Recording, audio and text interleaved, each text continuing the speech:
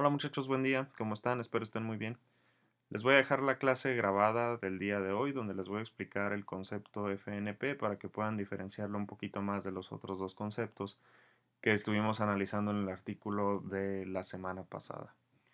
Es un concepto que tiene que abordarse desde la práctica, lamentablemente no pudimos hacerlo este semestre tampoco, pero espero que esta clase les ayude un poco a tener un poco más de claridad.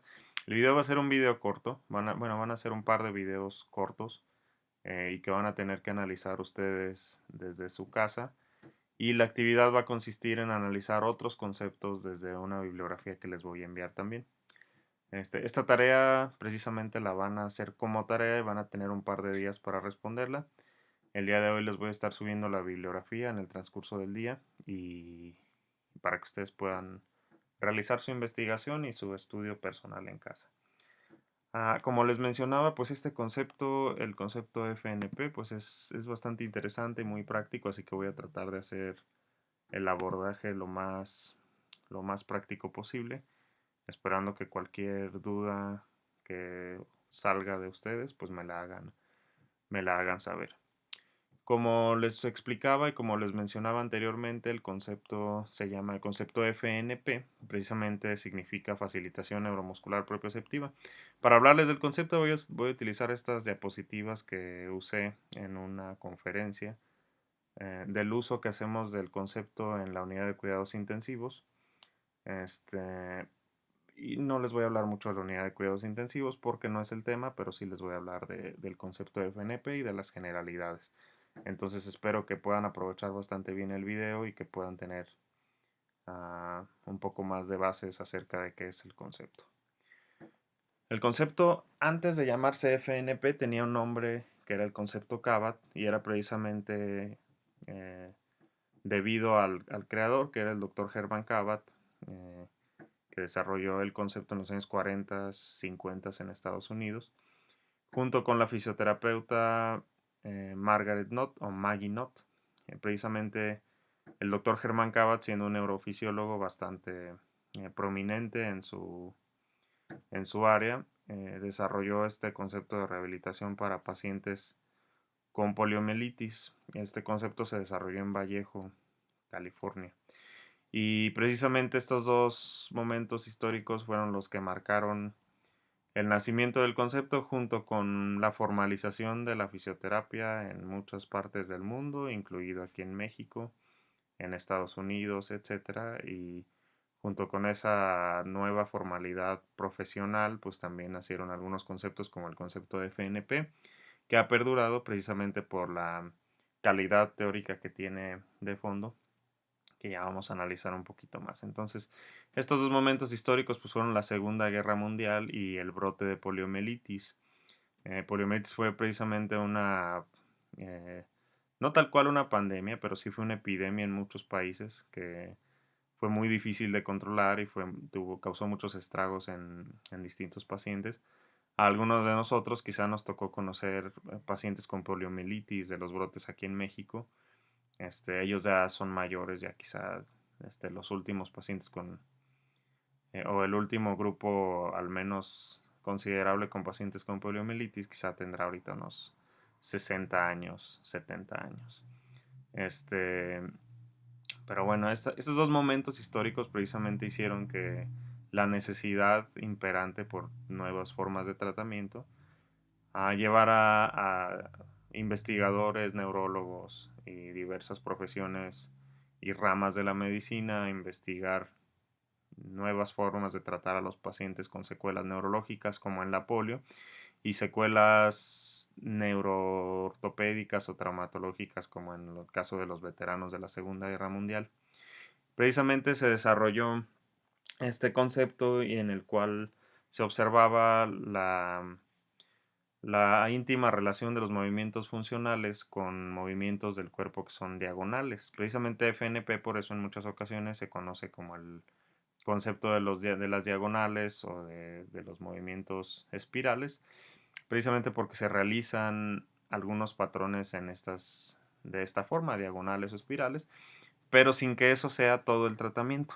Esto es solamente una parte del tratamiento, ese es un componente que en ocasiones ni siquiera se encuentra en el tratamiento. Y aquí vemos pues al doctor Herman Kabat y a la terapeuta Margaret Knott desarrollando el parte del concepto con uno de los pacientes. Este es una foto del Hospital de Rehabilitación de Kaiser Permanente, que es donde se lleva a cabo el concepto. Ya después los invito yo a ustedes bueno, que después investiguen un poquito más del complejo hospitalario que es ahora, y que tengan un poquito más de noción de la historia de la organización. Y esta foto es muy importante porque es parte de la filosofía que tiene el concepto de FNP, de tratar al paciente como un todo y de considerar aspectos psicológicos y otros aspectos que no se toman en cuenta muchas veces en el tratamiento, y precisamente ayudarlos a tener un poco más de normalidad, no tratarlos solamente en el entorno hospitalario, o al menos esa era la idea en ese entonces, y sacarlos un poquito a que tomaran la luz del sol, a que realizaran sus actividades de rehabilitación en las afueras. Este es el primer libro, en la segunda edición del primer libro que hubo de facilitación neuromuscular propioceptiva. Se llamaba Patrones y Técnicas precisamente porque consistía en la realización de ciertos patrones y técnicas de facilitación. Esta es otra vista del hospital, ya un poco más grande. Este es el logo de la asociación. Es la única asociación a nivel internacional que puede certificar a un terapeuta como terapeuta en facilitación neuromuscular propioceptiva. Ahora sí es el hospital que estábamos viendo anteriormente. Es el Hospital Kaiser Permanente. Tiene distintas locaciones en California y presencia en todo el país, en Estados Unidos. Pero vamos a hablar un poquito más del concepto. Vamos a ver en qué consiste el método, el concepto de FNP, y como les mencionaba, tiene toda una filosofía de fondo. Para empezar, el enfoque que da al tratamiento, que es un enfoque completo, que es evaluación y tratamiento de disfunciones neuromusculares. Por eso no solamente es viable para el paciente neurológico, sino que se puede aplicar también en pacientes ortopédicos, traumatológicos y distintas especialidades, porque es un enfoque, eh, valga la redundancia, que se enfoca eh, o trata de concentrar su abordaje en las disfunciones neuromusculares. Y las disfunciones neuromusculares pues se encuentran en distintos tipos de pacientes, no solo en el neurológico. Y consiste en buscar una mejora o la facilitación en el rendimiento de este sistema, del sistema neuromuscular, mediante la estimulación de receptores que participan en el movimiento y mediante el entrenamiento del movimiento. Entonces, si lo queremos ver de alguna forma, es como combinar el entrenar el movimiento, combinar este entrenamiento motriz junto con estimulación sensorial que facilite este movimiento. Y por sensorial, pues nos referimos a muchos tipos de estímulos que, que vamos a ver más adelante. Y esto era parte o es todavía parte también de la filosofía de FNP, y es que cada ser humano tiene potenciales sin explotar, incluido a todos nuestros pacientes, que pueden ser activados por una estimulación proveniente de fuera del cuerpo. ¿Cuál es el objetivo del concepto en términos generales? Producir un estado de excitación en el sistema nervioso central que disminuya la resistencia de las motoneuronas al paso de un impulso. ¿Qué quiere decir esto? Cuando nosotros vamos a realizar una actividad o cualquier tipo de proceso neurológico, precisa una activación eléctrica, una activación nerviosa, que muchas veces se encuentra disminuida por la resistencia que tienen ciertos componentes del sistema nervioso. Ahora, hablando de la motricidad precisamente como uno de esos componentes, las motoneuronas, también llegan a presentar cierta resistencia a los movimientos voluntarios.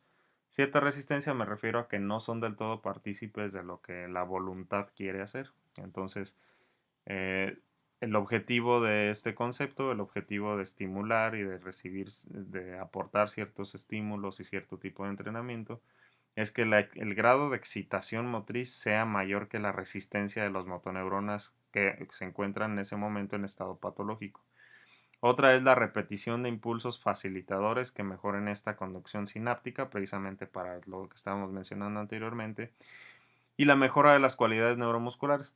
Si yo les pregunto qué buscan ustedes en su paciente neurológico, la mayoría me va a responder que pues aumentar la fuerza, y la movilidad o cosas así. Y muchos nos enfocan cuando las cualidades neuromusculares son muchas más y nosotros estábamos hablando de algunas de ellas en el control motor, cuando estábamos tratando el tema del control motor al inicio del semestre. Entonces, todas estas cualidades neuromusculares, como lo son la coordinación, como lo son